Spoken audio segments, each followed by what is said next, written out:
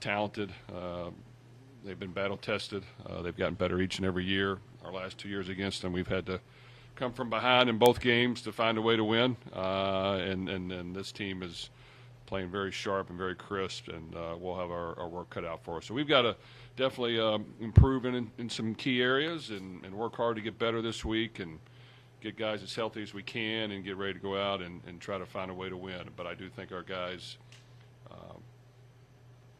did a great job of working hard, playing tough, playing to the end, showing grit and toughness the last game. And as we say, behind closed doors, we're going to have to do that every game, especially in conference games, if you want to find a way to win. That's just how football works. So we've got to continue to improve on some things, but show toughness every game until the very end and hope that we're winning when the game's over. Jeff, when you look at Chandler Morris, specifically kind of what he did against Florida State, who, I guess, would you say he's comparable to in teams that, or quarterbacks that you faced, and how does that kind of dictate how you kind of want to defend him? Well, he's played very well. I think, he has the ability to run, and he scored numerous touchdowns with his feet and extend the play, and those guys are hard to defend. So we will have our work cut out for us. We've got to, take away their passing game and do as good a job as we can with that. Then they'll mix in some downhill runs. But him getting on the edge on the perimeter has gotten him some key touchdowns in key situations. He can extend and make a play as well. He's played a lot of football, a lot of different places. His dad was a coach, so he's smart. So, yes, we'll have to play really good on defense in order to find a way to stop him in the offense. If you mentioned key areas you wanted to improve on, what are some of those?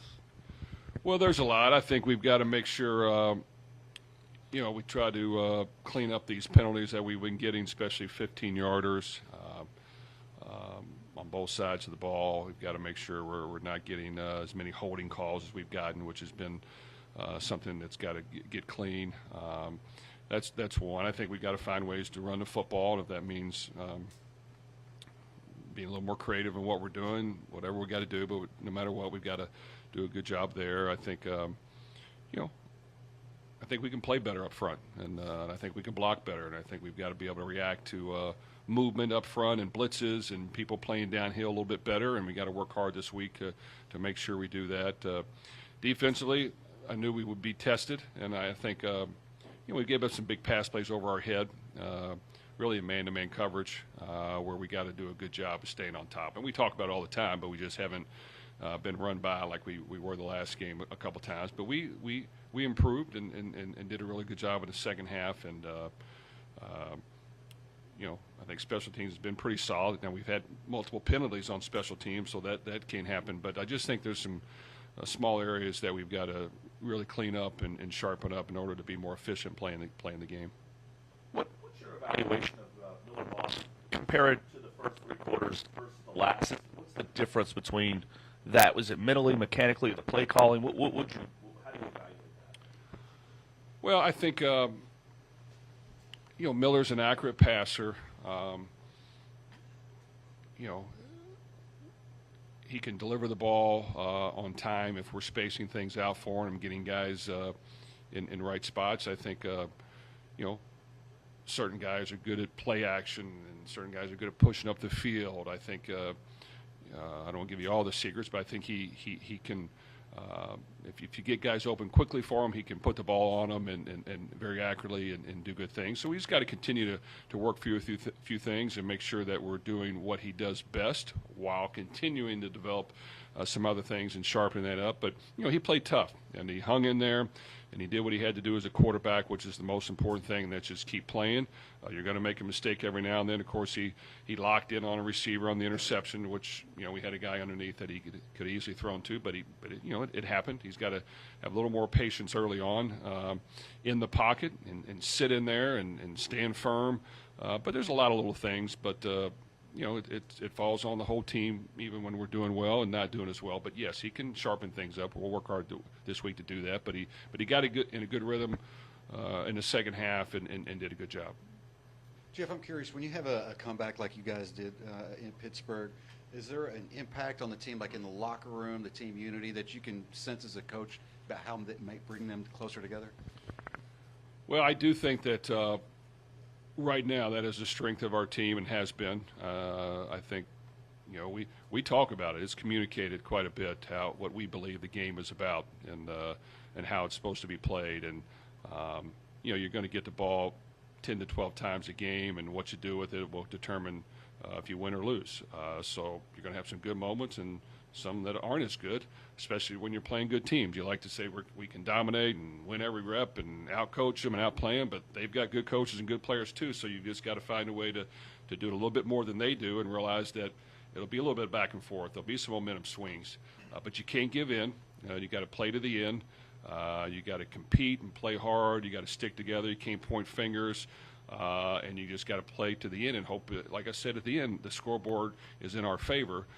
But as soon as you give in or second guess or doubt or start to get angry and upset too much instead of locking in and focusing in, you're not going to win the game. So I credit our team and our coaches. We definitely had the mental toughness to just keep playing. We've showed it before last year in a couple games. We've had multiple games in the history here that we've been down, and you just got to play to the end. So I think our guys understand that pretty well, and you hope that we continue to have that same mental toughness, because sometimes it's hard and it's not easy, but you got to communicate it and look each other in the eye and let each other know that we're going to play this thing to the end and just keep on playing, and hopefully the momentum swings to your side. Jeff, how much attention do you pay to the polls? How much stock do you put into them? Louisville is one of only 2 teams in a Power 4 conference undefeated that's not ranked, and just wonder how you look at that. Well, I haven't looked at it a whole lot. Of course, who you play and the record and all that and how you finish the year before, all that factors into it. And it is what it is. I think, in the end, for us, we'll be judged on how we do at the end of the season. And there'll be some judgment passed in between then, which is normal and common and okay. But you got to play to the end, even not just the game, the end of the season. And, you've got to be able to handle wins and losses. You look at the national championship team last year, they had 2 losses. So, yes, you don't want to lose, and you're going to work hard not to have it happen. But if it does, you've got to be able to circle the wagons and improve and dig down deep and find a way to win the next one. At the same time, when you do win, if you let off the gas or if you think that you don't have to really grind it out this week, you're not going to win the next week. So all those things can happen, and you have to mentally talk and communicate, hey, let's understand here's where we're at, and just hope that we can win one game at a time. So right now we've got a really good opponent that's hot. It's coming into our stadium. They've already played us extremely tight the last 2 years and had a lead on us in the fourth quarter both times. So they know how to play football and they know how to coach, and right now they're playing very confident, and we've got to be as efficient as we can and come into this game swinging and see if we can pull it out at the end of 4 quarters. One of the stars of your game were actually one of your ball boys, Zeffie and Wade. What did you know about that occurring, and did you know he had that much fight in him while it was going on? Well, you're not talking about Rocco having fight and toughness, but no, I'm just teasing. No, you know what? I did not know what was going on until after the game. I'm like you guys. It was enjoyable to see someone fight for our ball back, even though we gave it to him for a touchdown. Especially with the energy and enthusiasm he had. And you know what? He's tough too. So I think he may hear some of our talks and watched our team play, and he wanted to win as much as any of us. And he's been with us for a long time now. And all those guys play a role, and they're fun to be around. And all those ball guys and equipment guys love football, and they wish they were out there on the field. So he definitely stood up for the Cards, and we're proud of him. Jeff, you talked a lot in the preseason about the potential that Chris had to take the next level, and he showed the other day a couple of those catches were tough and some yards after catch and the touchdown. Can you just talk about his game and what you've seen so far through 4 games with Chris? Well, you know what? He did step up, and he showed toughness, and he showed stamina, and he played hard to the end. And I just think, when you're a receiver, we had a lot of snaps compared to them. I think we had 90, and maybe they had 50. that's a lot of plays to go full speed, and he's getting pressed the entire time. And there were a couple times where, man, you gotta find a way to make that play. But after that, he stepped up and made a ton of plays. And I just think, at the receiver position, we have some other receivers. We need to be able to spell them a little bit and keep them sharp. But at the same time, when you're in there, you got to know, hey, I've got to go full speed, and I've got to be physical, and I've got to run my route hard. And I don't know when the ball's coming to me, but it is. I got to be ready to make that happen. And he definitely stepped up and made a ton of plays for us. The passing game got a little bit going when we kind of had to throw a little bit more in the second half. And that's why you've got to be able to do both. You got to be able to run the ball. You got to be able to pass the ball. And you never know when you're going to need one or the other. So it was good to kind of get that going a little bit at the end. But he definitely made some strong catches. He's got a strong body. He can body him off and bring the pass in, and then he can get yards after the catch. So I think he's just like him and Colin and even some of the other receivers that are coming on.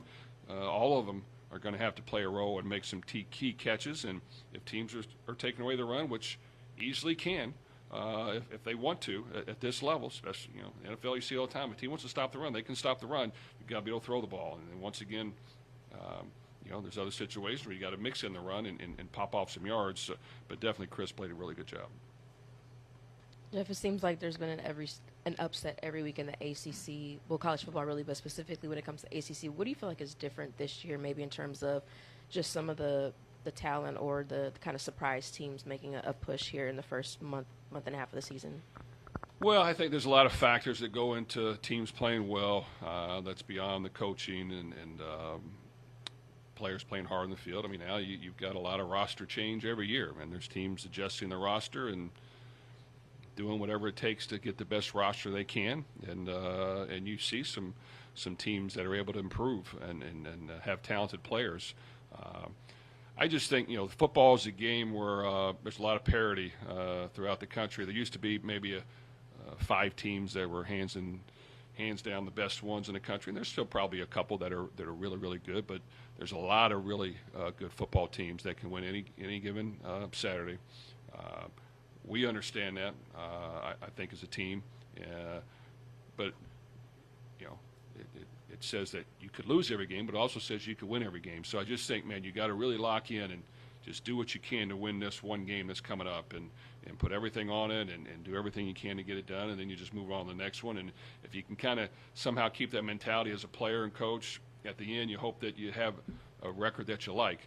But, man, as soon as you start focusing on other things and looking ahead and being angry at what happened in the past, you're wasting critical time, and it affects the psychic of your confidence level moving forward. So I just think there's a lot of good teams out there. It's well coached. Anybody can win on a given day. And we're excited about the opportunity to play a top 25 team in our stadium, and we've got to find a way to take advantage of it. Jeff, how did Isaac Brown and Duke Watson come out of that game, and how much of a concern is it moving forward that room is really pretty banged up? Well, it's a concern, without question, and we're going to do our part to try to get them as healthy as we can. Those guys, like a handful of others, I applaud them for playing not 100% and fighting through things. And you hope that they can get back fresh and go out there and run like they want to. But I think that's part of the game, and dealing with some nicks and dealing with some things that happen and being able to play through it, and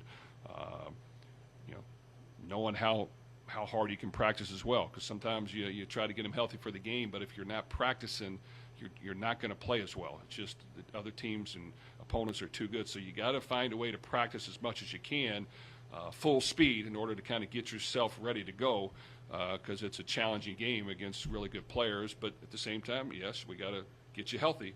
So I think as a player too, you got to mentally take that all in and do your part as well, as we're trying to get guys healthy to practice as much as you can. And we talk about it a lot. We want our guys to be honest with us, but if you want to play well in the game, man, you got to try to get as much practice in as you can to get yourself ready to go.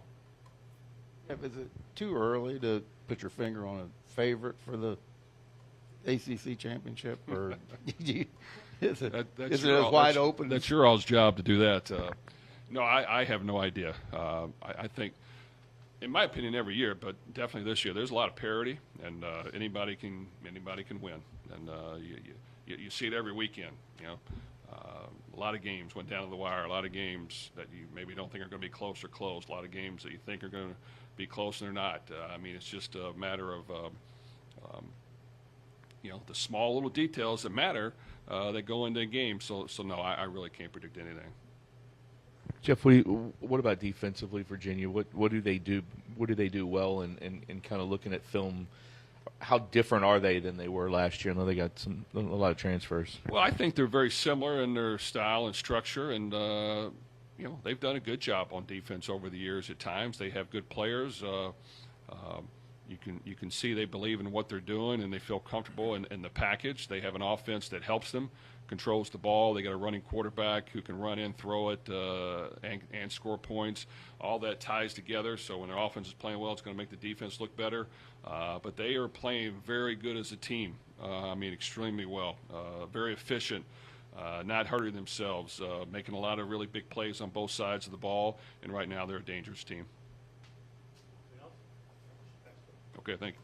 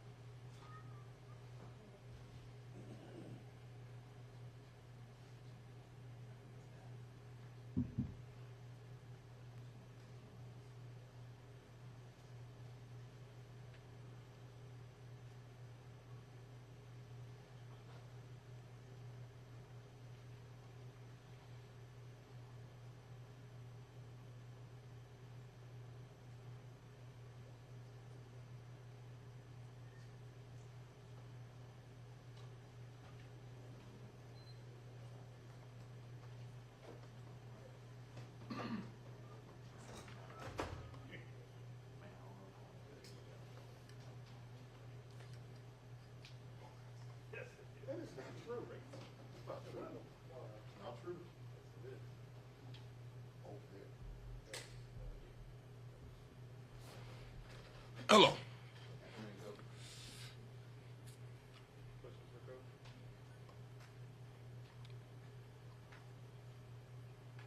Coach, you just kind of look back and assess that game, the first half, between the first half and the second half. What was different for your defense in the two halves? I can't remember the number offhand. I think they had 7 drives. I think they had 13 drives. 6 of the 13 were 3 and outs. So 6 of the 13 total were 3 and outs. So, Blue makes a play. Blue made that play, which was a hell of a play, right? And then, they make the play right before halftime.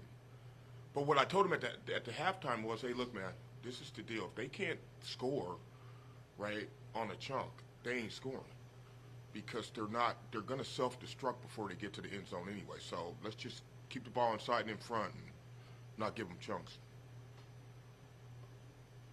Ron, early thoughts on Virginia's offense? Obviously, the quarterback, Chandler Morris, had a big game just running and passing-wise. They're tough.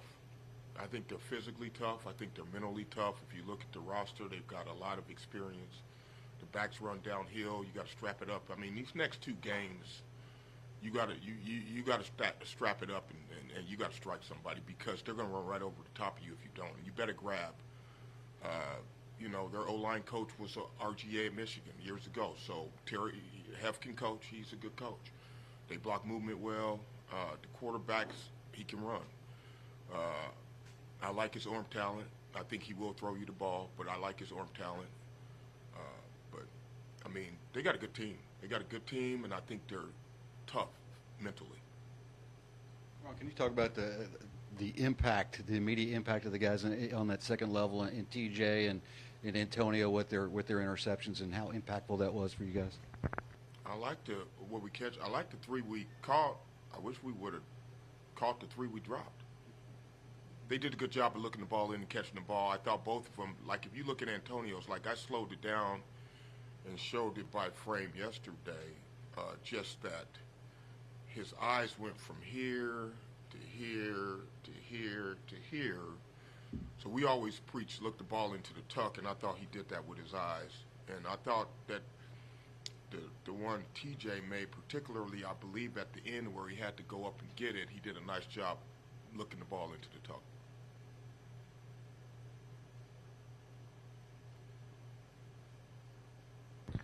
You talked about the offense of Virginia, specifically about Morris. What is it with him? What have you seen? And is there anybody that you've thought he kind of reminds me of this guy? No, I just think, like, you can watch a team on tape and kind of, I just think they're a tough football team mentally and physically. I think he's very competitive. I think he can burst and run, and I think he's a little stouter and harder to tackle than the kid they had the last 2 years with just as much speed. So I like him. I just think this is a tough football team, and I think we're going to have to strap it up. I mean, we're going to have to get after them to play well. We're going to have to physically show up to play well on Saturday.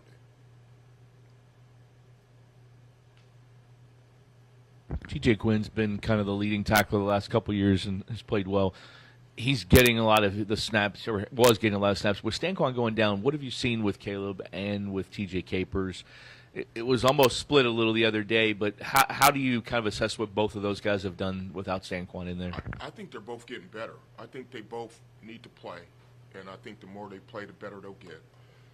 But I think they're both getting better. I think they want to. I think we've gotten a better, our staff is now going into 3 years here.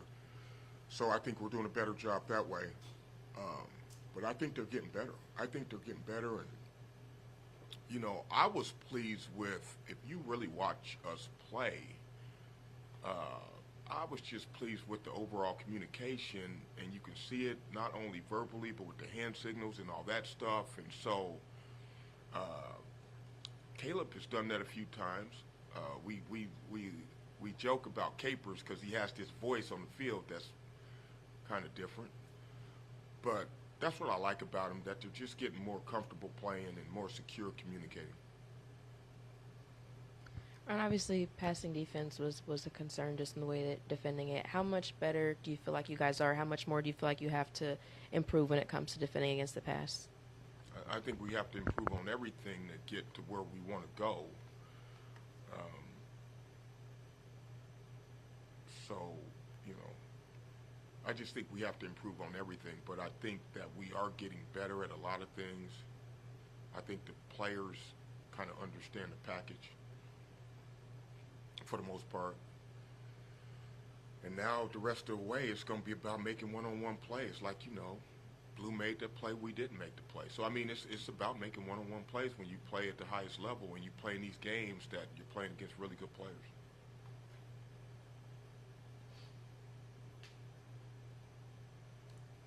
A lot of it starts up front, obviously always does. Those guys have been really, really good up front. You're rotating some, but not as maybe as much as you have the last couple of years. Do you like where that rotation is right now? And with Conga and Jordan in the middle, it kind of starts with them, doesn't it? Well, quite frankly, it starts with Clev. And the reason it starts with Clev is because of his motor. So until they play like as hard as he plays, it starts with Clev. I mean, that's to me, that's sports. The guys who play the hardest and the fastest. I think last game the rotation happened that way because of they were getting on the ball and they weren't really allowing you to sub. And although they weren't snapping it fast all the time, they were on the ball. So we couldn't rotate like we would like to. But we, up front, you got to keep them fresh because once that battery is dead, it's dead. I mean, they ain't recovering from that. So that kind of is what happened there. But we would, as we would like to have some balance as it pertains to the number of snaps for defensive linemen. You mentioned a second ago how you want guys to continue working on one-on-one battles. Brohm mentioned how he wants the defense to take a little bit of a step forward in terms of man defense. What do you think is the players need to adjust in order to get better at man? Is it a mental thing? Is it a physical thing with fundamentals? What do you think they need to improve on to get better in man defense? I would not say we're not. I would not say that, oh, we got to get better in man. First off, I haven't charted it, but I think we can cover guys. Now, the game might dictate me not calling as much man because of the scheme or whatever, or I might say, hey, I don't want this guy to see body on body. I want him to have to figure out the coverage like last week and have to throw in the zones. So, you know, they get to, let's just talk about, and it's interesting, I haven't charted the number, but they had like something like 230 some odd yards passing, right? Well, they probably had close to 100 on 2 plays, right? So the guy was throwing in the zone all day, and he wasn't highly effective throwing in the zone. In fact, I think his completion percentage was probably in the low 50s. Am I right on that? Right. So it was not a game that dictated me calling man. Or let's say they're running the quarterback. I might want to be in zone and have some vision and not call man. I personally think we can cover, but I don't think that we are always going to be in man coverage when the situation dictates that we play with vision, so to speak. So that's not why we haven't been in more man. It's just the overall situation. But I think you're talking to a long-time coach who really started as a corners coach, man coverage comes down to discipline and toughness. So when people say a corner, oh, you know, the corner's not very tough. Yeah, he is. Yeah, he is. Because the mental capacity it takes to be able to execute technique after getting beat, or you're playing against some guy who could really, really run, or, you know, that's mental toughness, man. So to be good at covering people, you got to understand leverage, and you got to maintain it, and you got to be disciplined. And when that object is moving, you can't move with your eyes. Your eyes have to be seared in to whatever you're seared into. So there are a lot of things that go into it. I think confidence is a part of it as well when you talk about teaching man coverage. But it really starts with discipline and understanding leverage. And once you understand, you don't have to make the play on every route. That's not what we're asking you to do. But these are the routes we're asking you to make the plays on. And once they get that, they can become good man players. Rocco, one more. You mentioned Clev. I asked him a few weeks ago, you know, what has made his transition so easy. He said because he's a baller. But from a coach's perspective, what do you feel like has made it so easy for him to kind of settle into the system and be able to be that leader on the line? Well, he's got a motor. And I think in life, I mean, it could be you guys in your jobs. I mean, if you got a motor, if you're at night thinking about it all night, or if you're getting up early in the morning, or if you're, you know what I'm saying, or if you're trying to get better at home or whatever, then you're going to probably have success at what you do. So Clev, I don't ever have to get on him about getting to the football, ever. I don't have to get on him about his energy level. I don't have to get on him about his intensity or his intent, meaning when he goes to practice, what are you trying to get better at? Like, what is your intent? Why are you out here today? So, you know, to me, you know, I like people who display those qualities. You know, they show great effort. They show a great desire to be good at what they do. And they do it consistently. And this guy has also been a tremendous leader. Now, he's a mature, but he's been a tremendous leader since he's been here. And so we're fortunate to have him. Thank you.